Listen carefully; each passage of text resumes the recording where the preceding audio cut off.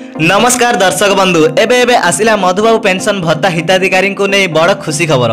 तेबे दर्शक बंधु वीडियो को शेष पर्यंत देखंतु। ता सहित जो माने नुआ करी आसिचंती आम चैनल को खूब शीघ्र सब्सक्राइब कर दियंतु। मधुबाबू पेंशन 3000 टंका खूब शीघ्र आम राज्य सरकार देवाकू जाउछंती। केबे ओ केउ केउ लोक माननकू मिलिबो आसंतु आज जानिबा।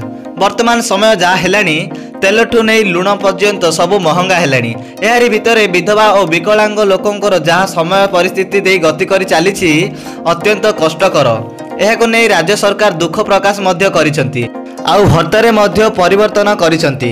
समस्तंकु मिलिबो 3000 टंका आउ 80 वर्षर ऊर्ध्व वयस्क माननकु मिलिबो 3500 टंका। जेतेबेले राज्य सरकार निजर दायित्व रे आसी इस्तिहार रे 3000 टंका घोषणा करथिले ताहा एबे पूर्ण हेबाकू जाउछि। तेबे दर्शक बंधु एही 3000 भत्ता एवं 3500 टंका अगस्त 22 ठारू मिलिबाकू जाउछि बोली सूचना मिलुछि।